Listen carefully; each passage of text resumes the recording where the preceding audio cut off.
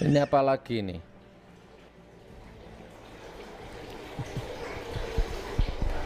Hasilnya ada beberapa poin dari Mudzakarah Ulama ini. Yang pertama, Mudzakarah Ulama Persatuan Ulama Purwakarta menolak Deddy Mulyadi menjadi calon gubernur dan wakil gubernur di Jawa Barat. Karena kita sebagai ulama Purwakarta telah mengetahui bagaimana sepak terjangnya ia ketika memimpin Purwakarta. Di sana ada kemusyrikan yang dibungkus dengan budaya, kemudian di sana ada penodaan agama yang pernah saya laporkan ke Polda Jabar saat itu. Maka dengan landasan hal seperti ini dan supaya tidak motor ini lebih luas di Jawa Barat, maka kami menolak Deddy Mulyadi untuk menjadi gubernur dan wakil gubernur. Laknatullah, kamu mati mengenaskan kamu, saat turun-turunanmu kamu nanti. Demi Allah.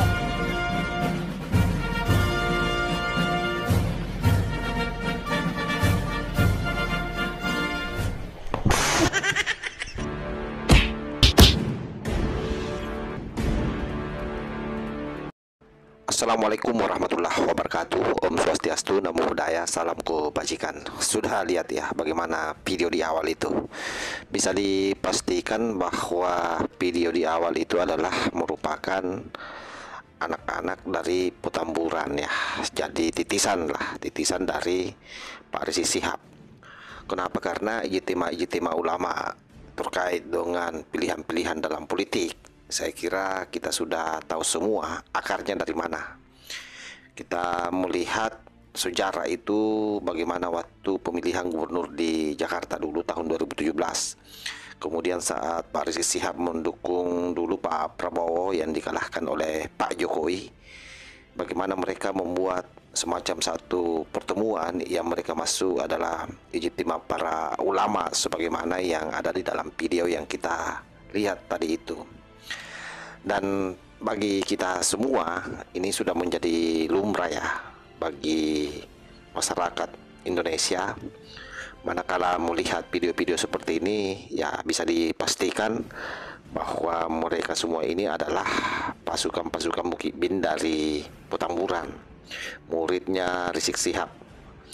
Nah, tinggal bagaimana masyarakat Jawa Barat menyikapi itu, karena jelas ini sangat berbahaya untuk demokrasi kita ya, karena cenderung akan terjadi polarisasi di masyarakat dengan adanya isu-isu sara yang dilontarkan oleh para tim sukses yang berkedok jubah agama.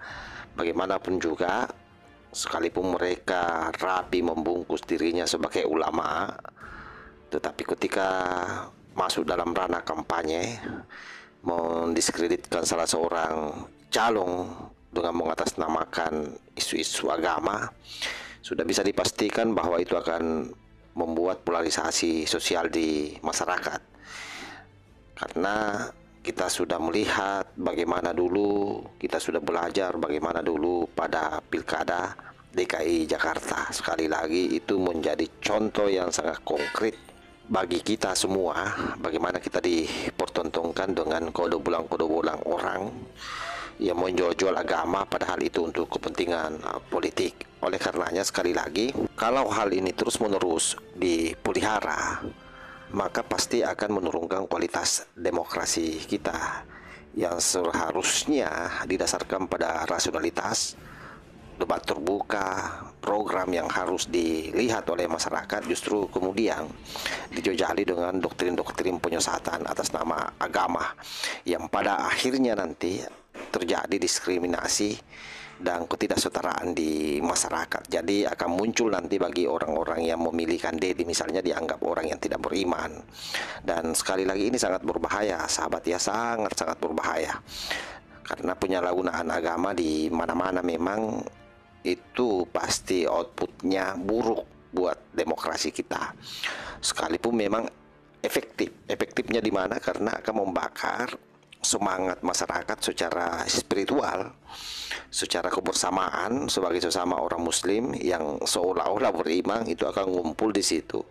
Lalu kemudian membuli orang-orang yang tidak masuk di dalam kelompoknya, dan itu adalah fakta yang sudah kita lihat selama ini. Bagaimana politik identitas ini harus menjadi agenda bagi kita semua untuk dilawan secara bersama-sama. Karena itu pentingnya pendidikan politik. saya kira memang dilakukan secara terus-menerus melalui media sosial, termasuk di kanal-kanal YouTube, sebagaimana yang kita lakukan saat ini, berupaya mengkanter narasi-narasi seperti ini.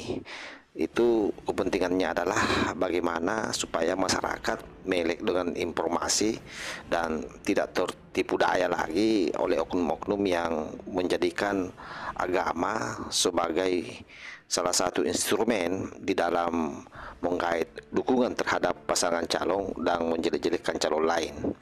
Dan yang paling penting juga adalah bagaimana tokoh-tokoh masyarakat itu kemudian menyatu di lapangan agar membangun kesadaran politik secara baik dan benar, serta pentingnya saya kira para pelaku pengawas pemilu atau pilkada untuk menegakkan hukum ya secara tegas, agar pihak-pihak yang menggunakan isu sara memprovokasi masyarakat itu kemudian diberi ganjaran sebagaimana yang kita sudah saksikan di video tadi. Itu sudah bisa dipanggil sebenarnya, diberikan ganjaran kenapa melakukan provokasi selalu menggunakan isu-isu agama. Dan paling penting adalah perang tokoh masyarakat. Kita berharap bahwa tokoh-tokoh agama, pemimpin-pemimpin lokal ya khususnya, agar betul-betul terlibat aktif membangun kesadaran, mendorong persatuan dan khususnya toleransi di tengah-tengah demokrasi yang semakin terbuka seperti saat ini, karena sangat berbahaya bila mana panggung-panggung politik lokal itu kemudian dimainkan oleh mereka, jaringan-jaringan Islam garis keras yang berpahan transinternasional yang kecenderungannya membuat kekacauan di masyarakat atas nama agama, termasuk apa yang dituduhkan kepada Khan Deddy. Bila mana kita melihat video-video yang sudah beredar itu, bagaimana mungkin seorang Khan Deddy Mulyadi, orang yang beragama Islam, kemudian dituding musyrik hanya karena persoalan patung, padahal itu sangat tidak substansi di dalam konteks berpilkada ya. Harusnya yang dikedepankan adalah bagaimana tim-tim sukses ini diarahkan menjual program, menjual agenda-agenda positif yang kira-kira bisa memantik masyarakat untuk mendukung calonnya. Karena itu sahabat-sahabat sekalian, saya berharap sekali seluruh elemen masyarakat menjadikan orang-orang seperti ini yang senantiasa membangun isu sara menjadi musuh bersama, mengajak masyarakat secara luas untuk berpikir positif, rasional, inklusif, dan maju dalam berdemokrasi, sehingga ke depan kita akan menemukan pemimpin yang betul-betul bisa mengayomi masyarakat secara luas. Sebutlah misalnya Khan Deddy Mulyadi, kita sudah saksikan bersama bagaimana beliau selama ini mengayomi masyarakat, membantu masyarakat kecil keluar dari keterpurukan hidupnya. Saya kira itulah pemimpin yang ideal bagi masyarakat Jawa Barat. Tetapi sekali lagi ini kembali kepada masyarakat Jawa Barat sendiri. Apakah misalnya